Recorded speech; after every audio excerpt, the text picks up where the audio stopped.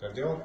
Все хорошо. Анализируем кластерные анализ по кластерам. Это что такое вообще? Это кластеры на графике для более точного входа и отслеживания больших объемов, то есть торможения цены либо больших покупок, либо больших продаж. Успешно есть сегодня? Да, сегодня анализируем график евро. Цена идет наверх. Вот на данный момент можем увидеть огромное скопление объемов. Сейчас я вам покажу. Видите, желтым цветом. Вот. Можно выделить его.